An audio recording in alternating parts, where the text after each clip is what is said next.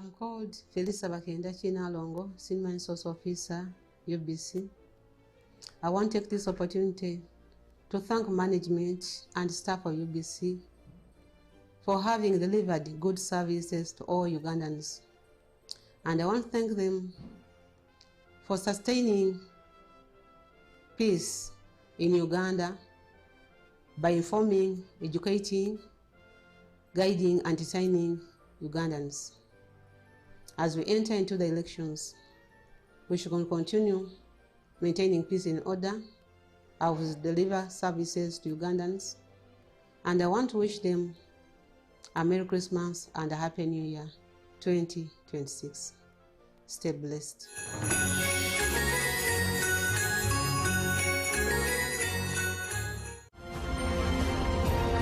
Live from UBC Studios in Kampala, this is Good Morning Uganda.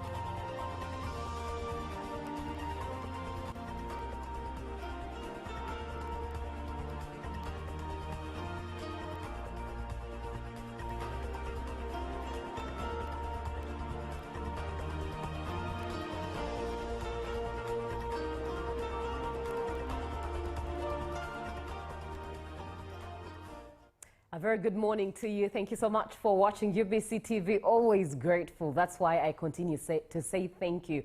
If you started the show with us, thank you very much. And if you're just joining in, you're welcome. And thank you for choosing UBC TV this morning. Now, we are having a conversation. So first and foremost, save the number 0709602592 to be part of this conversation. And we are basically looking at strengthening the health training system for quality and healthcare here in Uganda. Now, health training in Uganda is expanding with a focus on increasing quantity and quality through curriculum updates and new assessment boards. But of course, challenges are not one to avoid.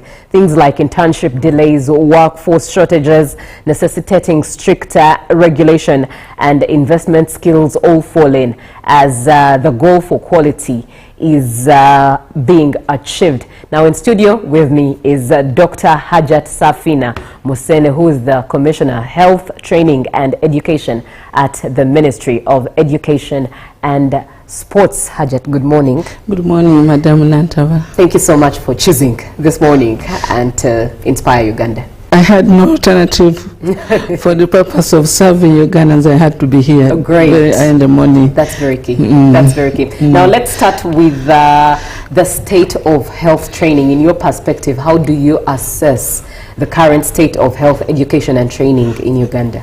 Thank you very much. Thank you very much. I want first to bring you greetings. Please. From the Ministry of Education and Sports, and specifically I want to convey the greetings from the First Lady and Minister of Education, and from the Permanent Secretary, Minister of Education and Sports.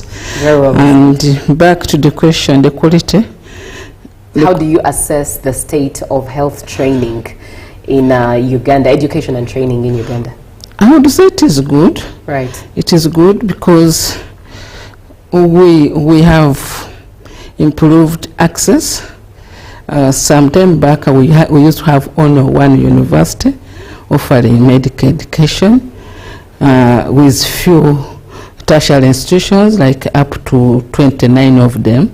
But as we speak now, we have over 14 universities offering undergraduate, masters and PhD, and over 200 tertiary institutions offering certificate and diplomas. So I say we have improved access, but also in terms of quality, I also say yes, it is also good, because things to improve the quality have been put in place. Issues like you talked about curriculum. Now we offer a competency-based curriculum, which ensure that whatever we teach must end into doing, not just theoretical. The trainees that we have must be in class, get the principles, be taken the skills lab, appreciate and gain confidence, and then they are taken to hospitals to gain in the real world of work and appreciate healthcare. Through training, through standardized assessment, especially for the technicians. We have a national assessment board that assess them every 6 months to see how they are performing until they qualify. Through regulations, and recently we have now 2 regulators. We have the regulator for higher education, National Council for Higher Education, and then we have the regulator for lower. The TVET Council has been established this year, and it is operational. And of course, with everything the ministry has put in place, I would say it is good. We are recruiting tutors, we are training them, we are improving governance. Each institution has a governing council that oversees the operation of its work. We have interministerial working relationship between the Ministry of Education and Health and other stakeholders that have a say as far as training is concerned. So to me, I think it is good. Right, and now let's focus on the quality. And when it comes to quality and competence of these graduates, how exactly, give us a detail of how the ministry is making sure that these graduates are sticking to the ethical code and standards as well as competence while out there in the field, plus also meeting the high demands that are expected of their delivery. As a sector, we realized that we had to put a framework to regulate and provide for training of health workers in the country. And we want to thank the Cabinet of Uganda that this year a policy for, it is called the National Education and Training for Health policy, has been put in place. Now this policy is, I had even talking about it, it is ensuring that we have adequate numbers, but also we have quality of training. So we are improving the quantity and quality of training. What are we looking at when we say improving quantity and quality? We are looking at the trainees that we admit. Are they of the right quality? Are they of the right quantity? Now we look into their capacities as they enter into the institutions right from the time of admission. You always hear us doing selection and conducting interviews, doing job selections and so on into the university and so on. They want to say that is this person that we are taking for training fit physically and mentally, and has an interest in the training of as far as health profession is concerned. The health profession is a challenging profession that you must want to do it. If you go there without an interest, you'll not be able to perform. Then the other thing that we look at as far as the student is the tutor-student ratio, the clinician-student ratio. This policy is providing for that, to see that we get the right numbers of students vis-a-vis the trainers in the classroom, in the clinical areas. But also, Uganda, we are developing. Now we have the specialized hospital in Mulago, and the women hospital, Burns in Kirudu, the Heart Institute, Oncology, palliative care, and so on. So the type of training that we are admitting also need to increase the number of specialized training in those areas.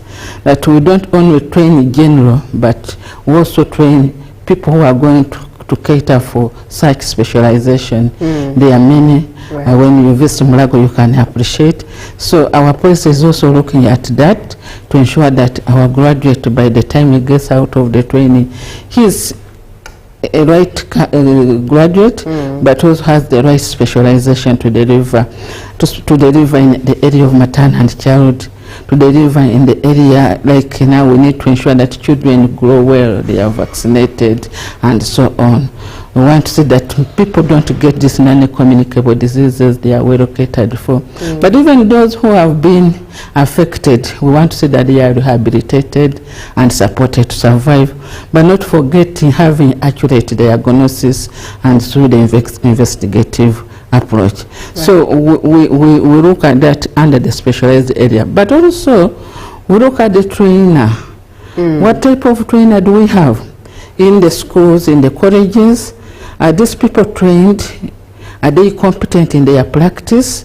We don't just take anybody. You must be competent in your area of specialization for you to be able to add on the teaching role to teach the trainers. For example, if you're a medical doctor, you must go and add on the skill of teaching. First, be competent in the care of patient as a medical doctor, but also add on the skill for teaching. If you were a nurse, likewise, an allied, likewise, we look at that.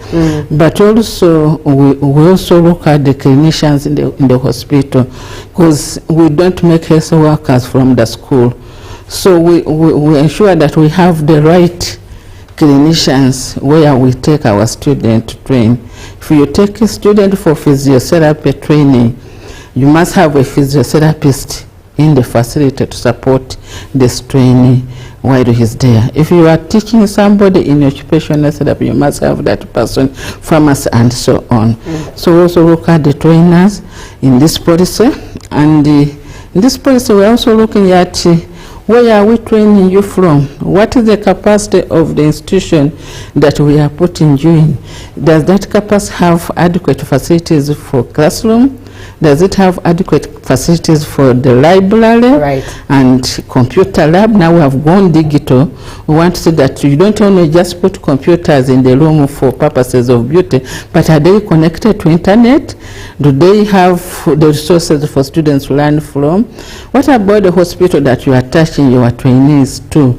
You know, they are in various levels. Is this the right hospital for you to take your trainees? You cannot take a person who is doing masters in pediatrics to health center to learn from there. So we look at the facility, the safety, the surrounding, and so on, and their capacity. But not forgetting the rotation, the internship. I heard you talking about internship and so on. Of course, we still have challenges for internship, but with this policy, we are very positive that things have been put in place and this area is going to improve. The students' rotation, the attachment, mainly to emphasize hands-on training and to ensure that a framework is in place to guide that processes.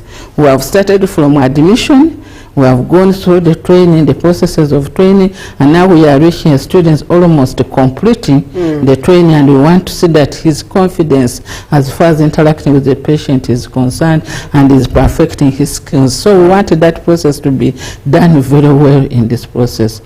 But also not forgetting that as you learn, even now and then, knowledge keep on changing, keep on changing. So we have also provided for continuous professional development. These days we call it lifelong learning. That as you are wherever you go, and with the professional councils coming on board to regulate these professions, you must show evidence that you are learning, you are improving your knowledge, you have appreciated to learn, to unlearn and relearn, where you need to change whatever you have learned that is not appropriate.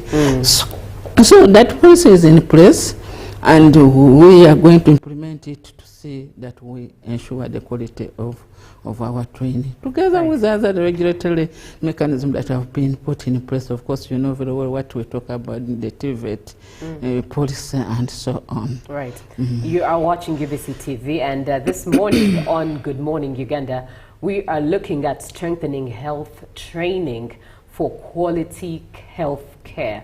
And in studio with me to have this conversation is Dr. Hajat Safina Mosene, who is the Commissioner, Health, Training and Education from the Ministry of Education and Sports. 0709602592 is the WhatsApp number for you to engage and ask that question or share your opinion, especially from the perspective advantage of experience on your end. Now, Hajat, let's look at the issue of human resource. How is the ministry ensuring that there is no shortage of qualified tutors, instructors, clinical supervisors in these health facilities, especially, training institutions, especially those that are really in far-off places and hard-to-reach places? That's a very good question and a very challenging one. As a ministry, we have tried, because our staffing levels have been low, but still steadily we have been improving the staffing and conducting recruitment and deployment of tutors to the various institutions.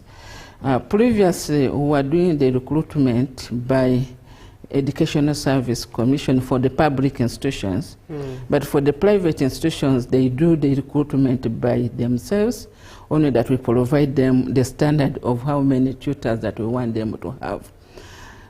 For government, of recent, with the new law, the TVET law, for the universities, they do the recruitment within the universities, but for the tertiary institutions, we are going to have recruitment by the governing councils for the low-level staff, and the recruitment for the principal, deputy, and academic registrar will be done by public service. We have plans for that, and continuously we want to see that we improve the staffing levels to a better percentage.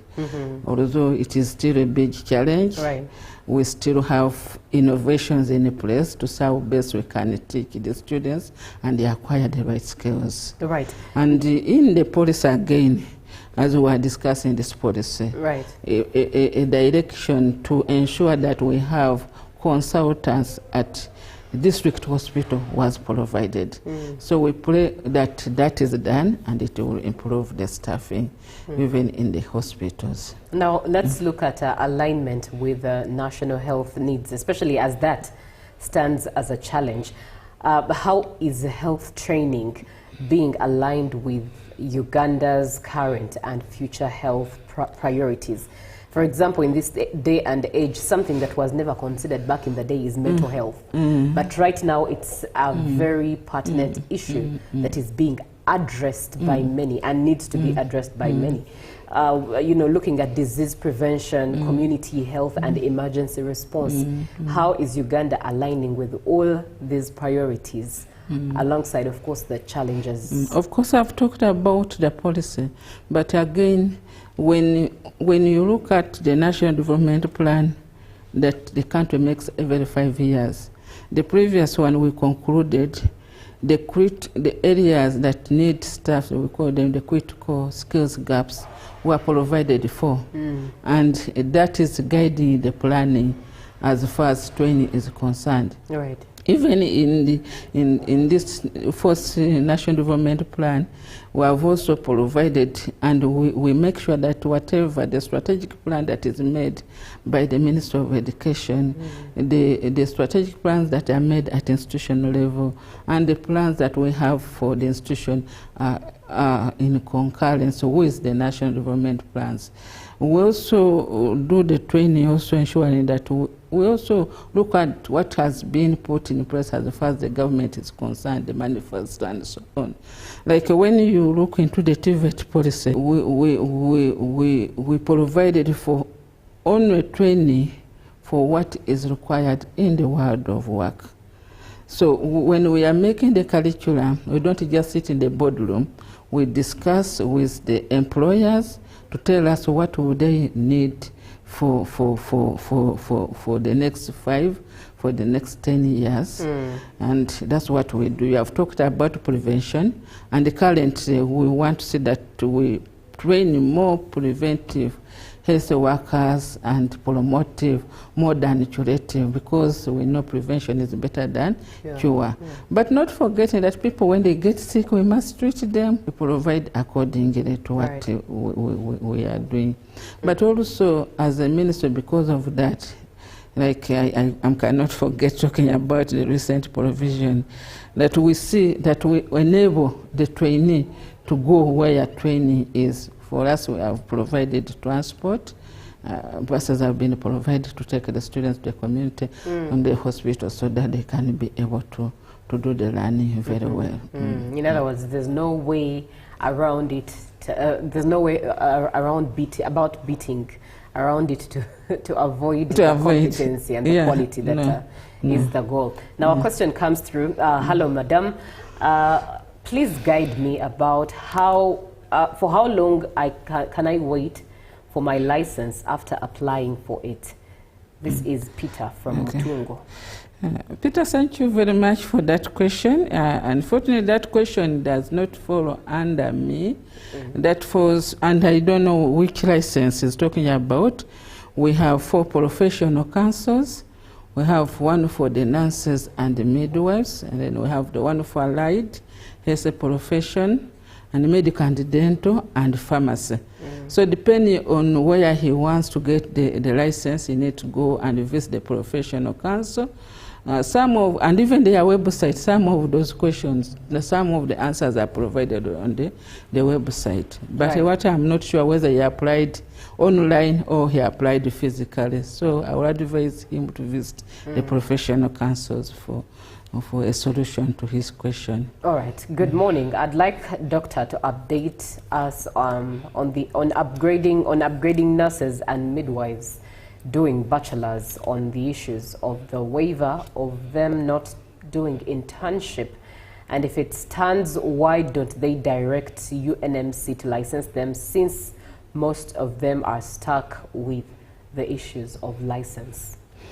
I think when that waiver was provided, it implied that they were going to be licensed without doing internship, and that was a direction that was made by the ministry responsible for health, and I know that the councils are in a position to regulate them. However, in the policy again, issues of internship in general, not only for the bachelor's completion program, have been provided for, and guidelines will be put in place to see that we deliver it accordingly. But for this time, I want to recommend him to go and visit the Uganda Nurses and Midwife Council. The registrar has an answer to that. All right, thank you very much. We've been looking at strengthening health training for quality health care in Uganda. And Dr. Hajat Safina Musene, who is the Commissioner Health Training and Education at the Ministry of Education and Sports, is one that has been giving us an insight into what the picture actually looks like from their end, given that it all starts from there in regards to policy and operation for Uganda. Quality is key for Uganda's health care at that. Hajat, any parting shots? But before we do that, quickly, let me just read some of the comments coming in. Good morning, Uganda. This is Ondaro Vincent from Tororo. I want to thank the guest in the house for her wonderful presentation. And he says that he is enjoying. Good morning, Uganda. I think training is crucial in standardizing the quality of the health sector, though the treatment is too costly in our public hospitals. Clarify on that. This is Teacher Ronald from Bududa, who wants you to talk about the costly services offered in hospitals. And another finally comes in and says, my concern is, as far as quality is concerned, take an example that there are some private institutions and universities which do not subscribe to these examining boards like UAHEB, and yet they are teaching clinical students and nurses. How do you ensure quality for these students in these private universities and institutions? Number 2, I'd like to seek some clarity on the regulation of admissions of students in these private medical universities and institutions, which I think are leading to many incompetent health workers. This is Benjamin. Okay. Thank you very much. I want to start with the cost of service. Health is not a cheap service. It is very expensive, right from the human resource, the resources that we provide for such care. Remember, you are in an envelope. equipment where you need to make somebody safe, you need specialized gadget and so on. However, what I know is that the government has provided access for services from health center to that are now being upgraded into health center series. They are all over, and services in those facilities are free. In health center series, in health center 4s, in district hospitals, and regional referral and national referral hospitals, services are free. They are only expensive when you decide to go for private services. When you go to a private hospital, you must pay for everything that you have gone for. But in government institutions, what I know, services are for free, and the government is providing it for free because it knows that health service is very expensive. Right. So I will encourage her to use the government facilities, but if he decides to go to private facilities, he should be ready to pay because it is expensive. Health service delivery and health education and training is expensive, both of them. Then these people who are training without regulation and they are training clinical officers, beginning this year, 15th, the law became effective on 15th March, the TVET law, the TVET Act 2025. Anybody training a certificate and a diploma person in health must be regulated by the TVET Council. So whoever that is doing that without regulation, and the penalties are in the law, it will be good. The regulator, I know the regulator is hearing what we are saying now. They will get that person. But even you can go through Madam Musisi to give me the names of those institutions that you are saying they are training without regulation, that we can advise them not to continue and to comply with the law. Regulation on admission, every institution that is established to operate is provided with a capacity of how many students you will admit in every program and how many students they will admit in the full capacity for all the programs that have been accredited for this institution. Right. National Council for Education does that, and now the TVET Council will start doing that. So we hope that once we do that, we will be able to regulate those universities, institutions that are not compliant with the admission requirements. All right, thank you very much, Hajat. Dr. Hajat Safina Musene, she's been speaking with you and I here on Good Morning Uganda, talking about strengthening the health training for quality health care. She is the Commissioner Health Training and Education from the Ministry of Education and Sports. And that brings us to the end of this morning's conversation. Up next is JMU Tourism Express. Good morning.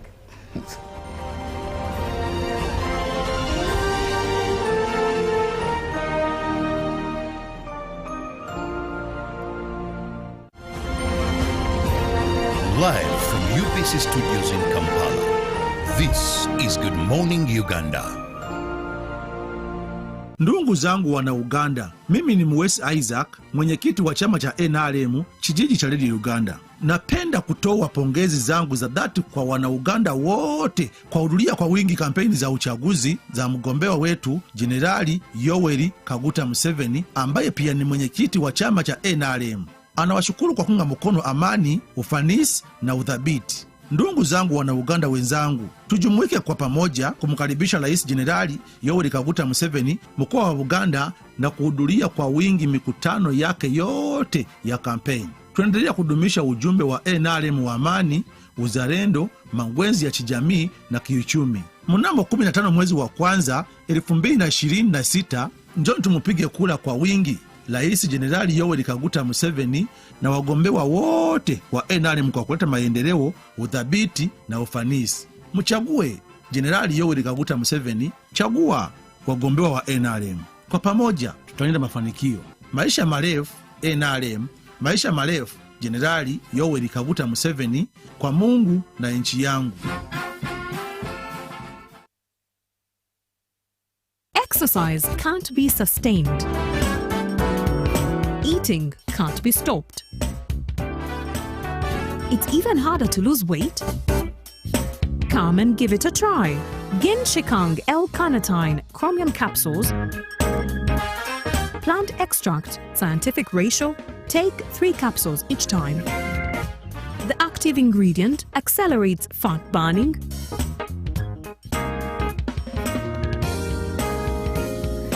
eat twice a day, don't take a detour.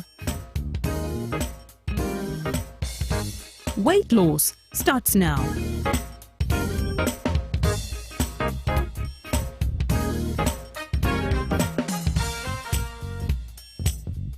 Ginshikang L-carnitine with chromium capsules helps you stay in shape. Please follow medical advice when taking this product. For more information, visit our website www.hgo.com or call 0800 335555.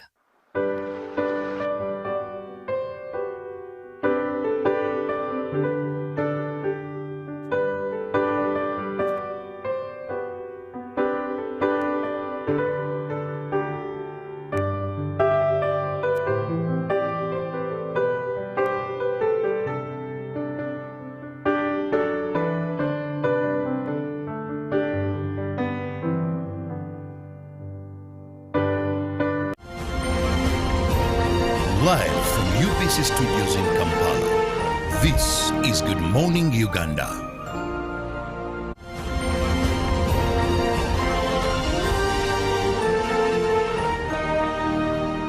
Brought to you by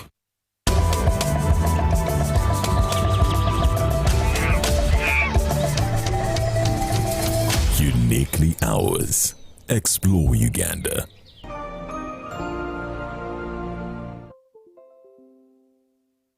Good morning, and once again, thank you for choosing UBC. My name is Zakia Lucky, and we are on Good Morning Uganda. This morning, we come to you with a place where dreams are built, where dreams are nurtured. And with me is Mr. Tashobia, who is going to take us through the brief introduction about Nyungu Creatives Village. Where we are, it's a space full of art, culture, and so much more. We're going to learn about pottery, poetry, like a space of skilling, and Miss Tourism contestants, just the ladies seated in front of you, are going to be also getting skills from the very space. So stick around and get to see what Nyungu Creatives Village has to offer. Good morning. My name is Jacob Tashovia. I prefer being called Tashovia. I'm a founder of Nyungu Creatives Village, a safe space for creatives and innovators. And so I got together our family and team, and they offered to come and share their skills with us. And so today you're going to meet very amazing people from pottery so that we know how to use clay and understand that the resources are literally just around us.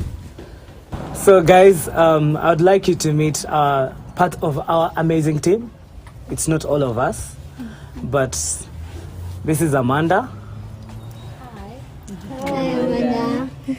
She's passionate in agriculture and things like those, but she's now our current administrator. So she's the one that helps us with systems, make sure that all of us are doing what you ought to do. Then this is Maya, our public relations. She knows how to get out there and speak nice things about us, represent us right. She's a nurse, but she also makes liquid soap. Some of it is right here. And this is Aisha. Hi. Hi, Aisha. And she does decoration, and also she's a lawyer. So she also helps us with legal advice and stuff like that. And Magezi. He's an artist. He works with Davis and a team of many others.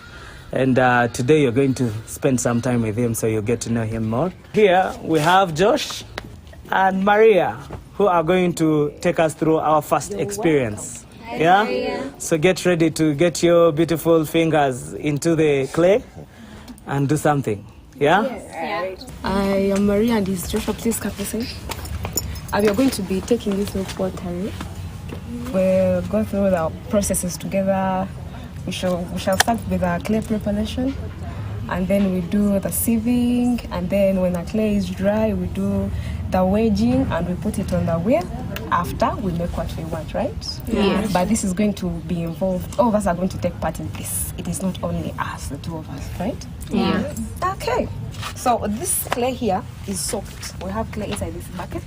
It is soaked. So what we do is that we wash it because we want to remove the impurities, like stones, grass, and then what? So whatever we wash from here, we'll sieve. We use a sieve. We remove the clean clay, sun dry it. Then when it dries to the point where we need, it's not supposed to dry completely.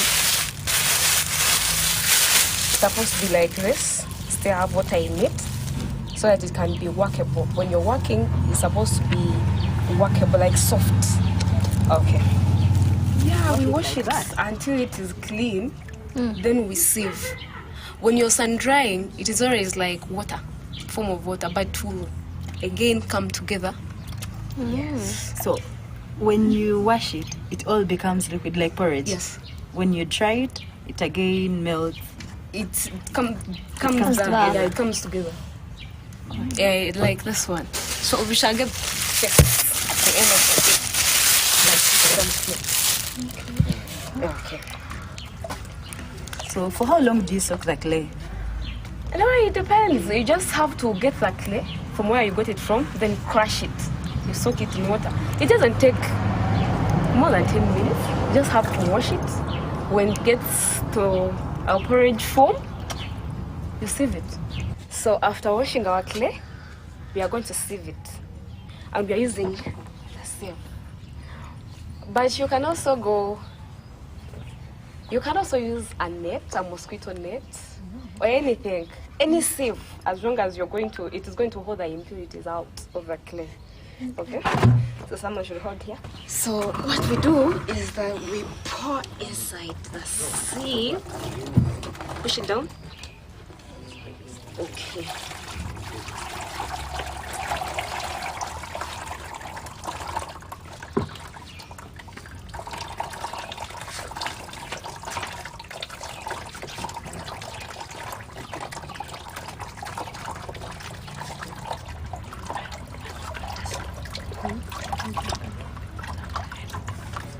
This is our sieved clay. So we have secured this place to dry it. Okay. When we are drying this clay, we use a cloth because it will allow water to move out. At the end of the day, water will move out, and then as the sun is hitting, we shall have this clay come together. Okay. So we shall pour it here and give it, if we have enough sunshine, it will take us like 2 days. If we don't have sunshine, it will take a week. So it depends on the amount of clay you have actually. More? Yeah.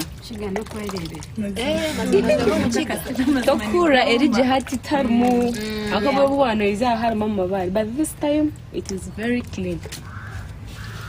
Okay, so we already have dry clay, but we use the same process. So we got to our wheel and see what we are going to do next. So now we are going to start the process of making a piece out of our clay. You can go now.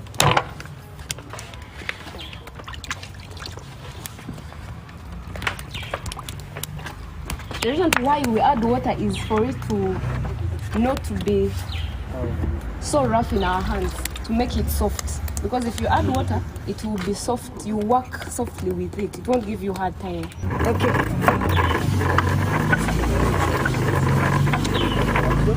That was it from the pottery class. You got to see Maria and Joshua take us through the stages of collection and then washing it. You sieve it rather, and then you dry it up, you merge it. I can tell you it was really exciting. The contestants have learned a new skill, including myself. Very therapeutic, and I can tell you we are bringing in more. The next class is going to be about art. Let's see how we get on to getting another skills with us. Please stick around, and we are still bringing you all the best within Good Morning Uganda Tourism Express.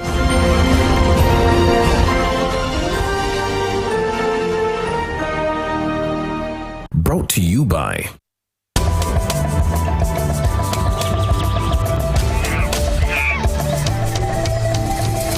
Uniquely Ours. Explore Uganda.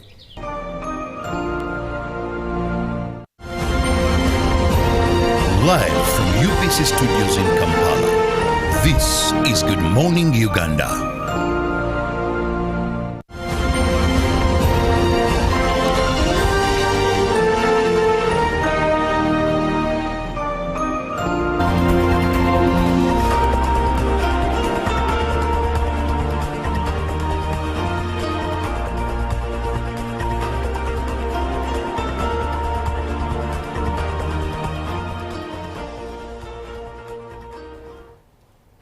Now, the magic of Christmas fills our businesses with success and our personal lives with happiness. Good morning for those of you who are just joining us, and happy Christmas Eve. We hope you're having a great one as the sun seems to come out bright. For those of you who are heading to the villages, we can only wish you a journey mercies. Welcome back from Tourism Express that is funded by Uganda Tourism Board. It is now time for our economic intelligence, and the offset, it is the transport sector. As during festive seasons, passengers are traveling to villages use public transport such as buses and taxis. The vehicles need to be in sound condition, kept in a good mechanical condition to ferry the passengers. Now, UBC spoke to bus managers on the state of the transport sector. Let's have a glimpse of what transpired. At bus parks within Kampala city, there is heavy congestion as passengers travel in big numbers up country on festive days. However, the condition of these vehicles matters, especially buses that ferry passengers during times when they are overwhelmed. The manager of Global Bus Park, Eric Mugabe, says their buses are inspected daily to avoid problems. All our buses are all well, because one route, when they come from Barara, we have to take it to the garage first. Then from there, we come and load the buses. Fatigue among the drivers could cause accidents. Mugabe says they take this issue seriously by providing enough drivers. Bus again darumu nekoma olunakuba. Wanga bus weziri. Areba driver wafe bonna balungi. Sam Ahumuza, one of the managers of Tausi Bus Company, states that every bus is inspected on a daily basis and has qualified mechanics that travel with buses. Tuina makanika abera itamu na checkinga motoka ezo. Bwetusanga service yaye eweddewo tesobola kutambula nga tunagikola. Tusooka kulaba motoka eri mu condition ki etwala abantu. Drivers driving while tired. Ahumuza agrees closely with Mugabe of Global. Tuna ba driver abamala, mu driver bwagenda nadda tumukiriza okugenda kubanga tuba tutwala abantu tumukiriza fenga batawuzi. One bus has two drivers, so we are already prepared. We are waiting for passengers to come. The vice chairperson of the United Bus Owners Association, Brian Kwizera, asserts that every time a bus travels 10,000 kilometers, it must receive servicing. Buses, I think from January up to December, you must be serving the bus fully, because that bus has to be with the service for 10,000 kilometers. So I think that is a month and a half. So we always do service. We cannot fail to do service. So we are not doing service because of the festive season. We always do service in time.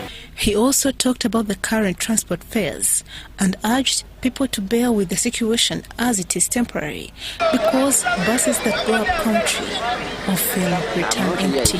Takyali mu bbeeyi yaffe eya bulijjo, abayongeddemu na 15,000. So tukubiriza abantu bonna abagenda engendo empanvu okujja okukozesa bus. Tetuddayo bakubiriza mwewala okusasulira wabweru wa bus terminal oba bus parks. Mujje munda musasulire munda ku bus park, kakasa nti omuntu oyo akwadde receipt ali ku bus kwennyini. Our efforts to where buses are serviced to see whether the situation is indeed as good as explained were unsuccessful as they don't allow cameras inside. Cayenne Faith and Andrew Sebida for UBC. And of course, still about the transporting business this festive season, similarly, and the wire booking, what you can refer as last-minute travels. Upcountry transport fares via buses have increased as the Christmas day draws closer.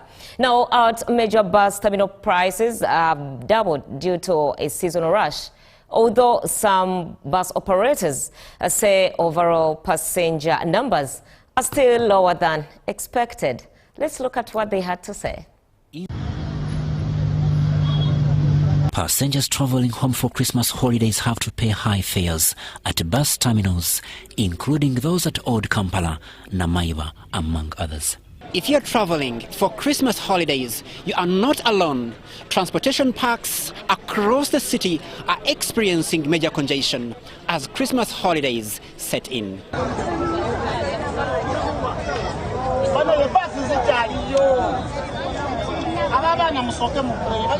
A journey to Kabale now costs at least 100,000 shillings, up from about 40,000 shillings previously. Mbara at 60,000 shillings, Ntungamo at not less than 80,000 shillings, as well as to those travelling in the eastern region. Transport to Soroti stands at 60,000 and Mbale at 40,000 shillings from around 25,000 shillings. Inside the bus terminals, congestion is evident, with passengers struggling to secure seats. Only those who manage to board count themselves lucky, as many others wait in long queues for the next available bus.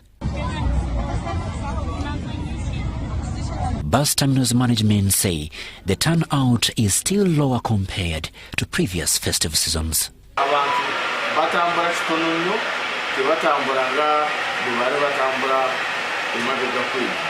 So nakati ndowooza mulabye bulungi bus terminal abantu batono nnyo era nkyabakubiriza abannayuganda abasaabaze baffe abalungi tumujje mutambule.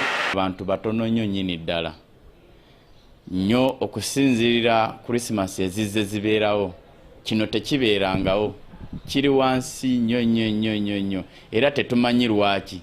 Naye nze kyenyinza okuteebereza oba okulowooza, bukyanga tuva mu covid ono yatataganya emirimu egisinga. Bukyanga tuva mu covid ebintu ebisinga byakyankalana. Taxi operators at different park terminals, including Bwaise, say fares remain within manageable limits despite the season. They note an increase of between 5,000 to 10,000 shillings on upcountry routes, while town service fares have not changed. Naye abasinga bonna bali mu 3, 2 kitundu, 2 kugumu kitundu. Ng'ogyeko zino eza town service. Eza town service zo tetwayongereza naddala. Zikyali ku bbeeyi yaazo eya bulijjo. Nonetheless, they also report a low passenger turnout for Christmas travel. Crispus Arinitwe, UBC News. And of course, still about the festive energies from our gourmet hampers updates. Ndeje World Trumpet Mission carried out Christmas outreach, distributing food and relief items to vulnerable members of the community. Now, residents, including widows, orphans, persons with disabilities, and other disadvantaged groups, expressed joy after receiving Christmas packages from the mission led by Pastor John Mulinde. Now, the head of operations said the outreach was aimed at ensuring that everyone is able to celebrate the birth of Jesus Christ, regardless of their circumstances. The mission also announced preparations for a major prayer and evangelism camp scheduled to take place at Prayer Mountain in Seguku starting January 20th, 2026. Let's have a look at this charity event. So today we are celebrating the birth of Jesus Christ when God decided to give. So we are also giving back to the community. We want to share Christmas with them. That's why we have gathered here. Don't forget to do good and to help one another, because these are the sacrifice that pleases God. So this is an act of sacrifice to show one another that we are one despite what you are going through. I believe you have seen some of us putting on these reflectors.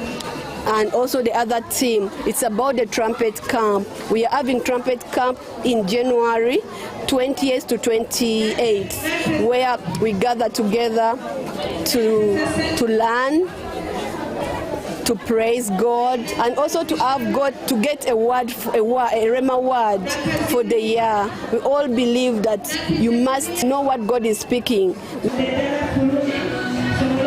Ndi musanyufu mutuufu ndi musanyufu essanyu eringi n'ebyoga bimbuze bannange ndi musanyufu mukama yeebazibwe kino nabadde sikisuubira tulabidde awo nga mukama agabudde ne batugamba 2026 tulina okufuna ekyokulya mukama mulungi era atuwadde nga bwe yagamba nti yawaayo omwana we naffe atuwadde mukama yeebazibwe Krismasi ennungi tweyanzeeke mwebale nnyo tuwa bannange ebirungi ate nzize nga senze nakuleega nziruse misinde kuba mukama agabudde era nga bwe munda bwe muti mukama yeebale natuwa mukama yeebaze sogedde bingi kubanga nja kuwaba.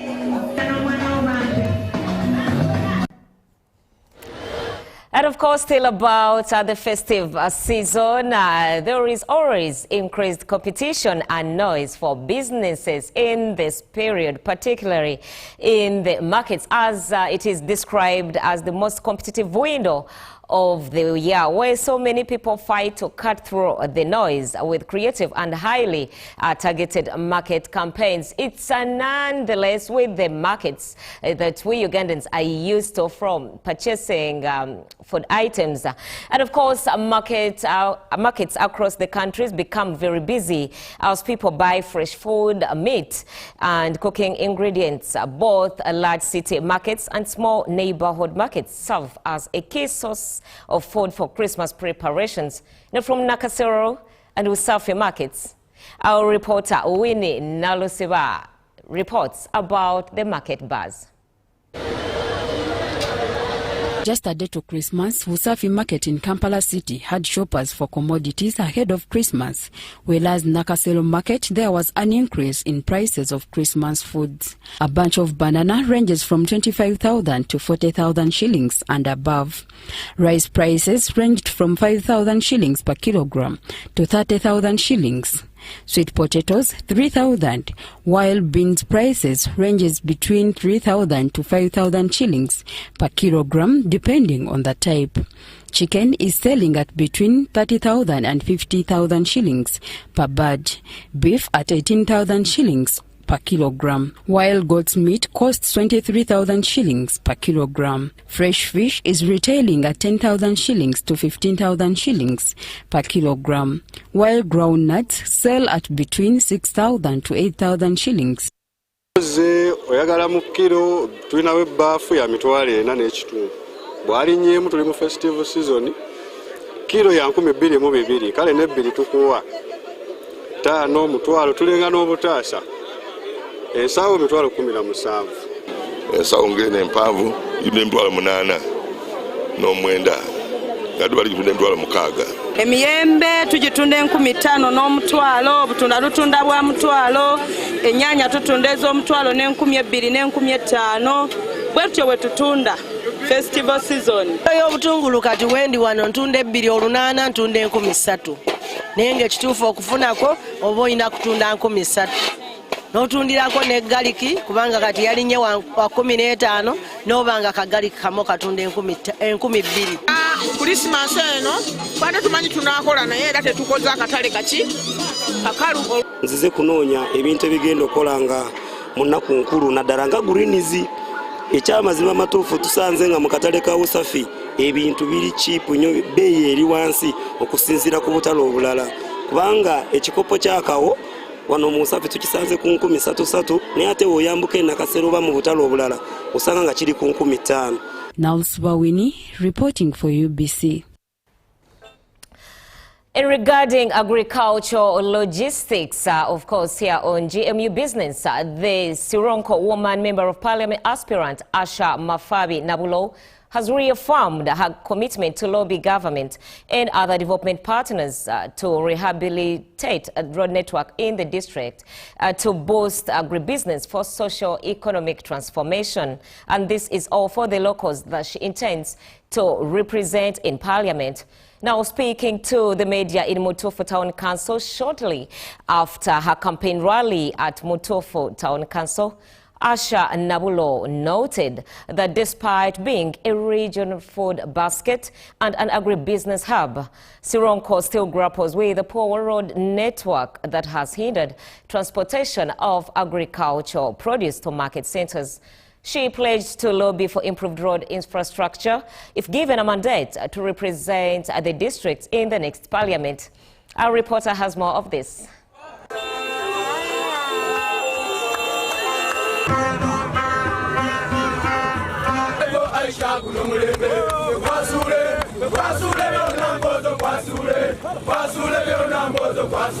The NRM flag bearer for Sironko District Woman MP seat, Asha Mafabi Nabulo, notes that despite Sironko being a major food basket and agribusiness hub in eastern Uganda, poor road infrastructure hinders transportation of agricultural produce to markets. We are a farming district. We need to have good road networks so that the produce can be able to reach the trading centers and eventually reach the market within time so they don't get spoiled. What we mostly grow are fresh vegetables, fresh fruits, fresh produce. And I'm pleased to say that I have already lobbied a tomato processing plant in Sironko.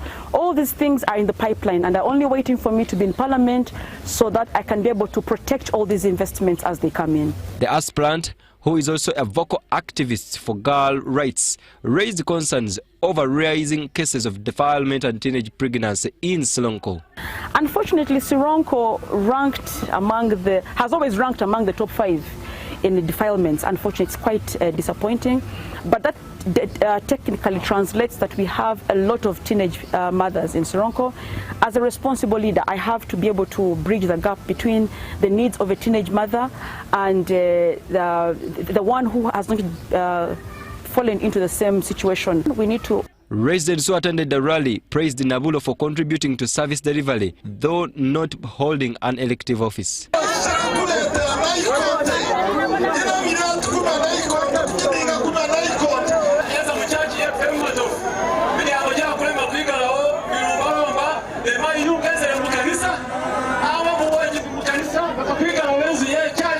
Nabulo contested in the 2021 general elections but lost to the incumbent woman MP, also State Minister for Karamoja Affairs.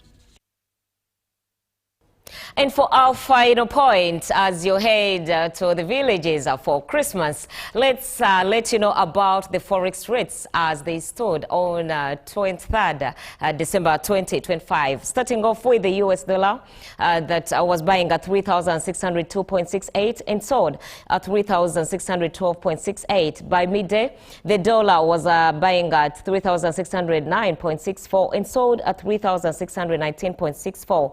And by close of business, the buying rate for the dollar was 3,605.91 and sold at 3,615.91, while the Great British Pound bought off at 4,864.91 and sold at 4,878.40. The euro bought in at 4,246.68 and sold at 4,258.45. And from the neighbors, the Kenyan shilling bought off at 27.97 and sold at 28.05, while the Tanzanian shilling bought at 1.45 and sold at 1.46. And from the South African rand, it bought off at 215.89 and sold at 216.49. And of course, that brings us to a close of GMU Business at this 24th of December 2025. From the GMU Business Desk, we are here to say Merry Christmas Eve. My name is Joan N. Murunji. Coming up is Julie with the agenda, together with the event gallery discussing smart campaigns. Good morning once again.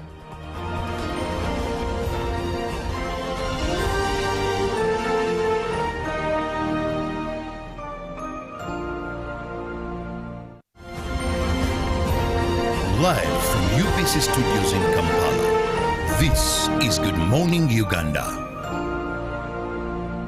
Pick of the day on UBC. Every Wednesday, 10 p.m. on your public broadcaster.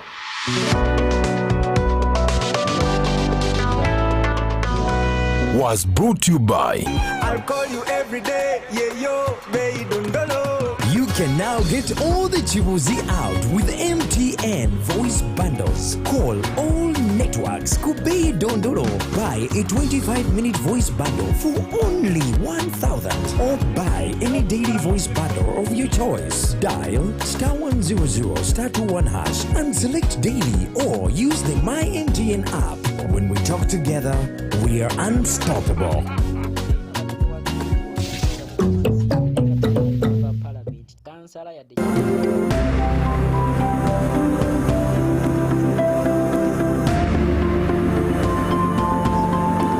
So this is my general perception.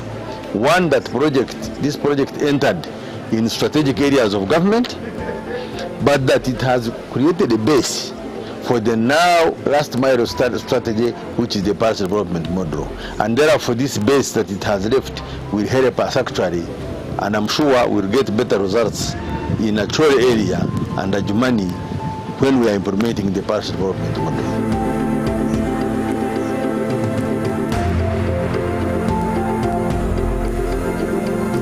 Exercise can't be sustained. Eating can't be stopped. It's even harder to lose weight. Come and give it a try. Genshikang L-carnitine chromium capsules, plant extract, scientific ratio, take 3 capsules each time.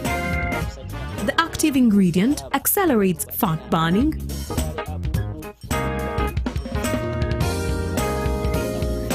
eat twice a day, don't take a detour. Weight loss starts now.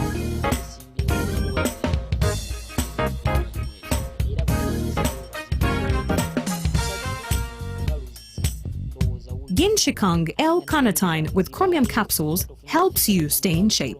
Please follow medical advice when taking this product. For more information, visit our website www.hgo.com or call 0800 335555. Erinnya lyange nze Mwes Isaac, ssentebe wa NRM Radio Uganda Village.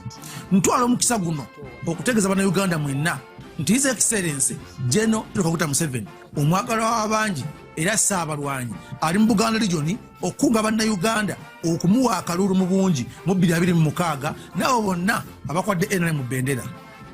Ntwala omukisa guno okunga bannayuganda mwenna mu bitundu byaffe okuba mu bungi okwaniza omukulembeze waffe n'okumulaga obuwagizi bwaffe. Ffenna tujje mu bumu, mu mpisa ne mu mwoyo gwa movement, tulage ensi yonna nti NRM ereese emirembe, obutebenkevu n'enkulaakulana mu Uganda wansi w'obukulembeze bwa His Excellency General Kaguta Museveni. Ng'ennaku z'omwezi 15 January 2026 ffenna tulonde His Excellency General Kaguta Museveni n'abo bonna abakwadde NRM mu bendera ku bifo ebyenjawulo, tusobole okuuma ebyo ebifuniddwa.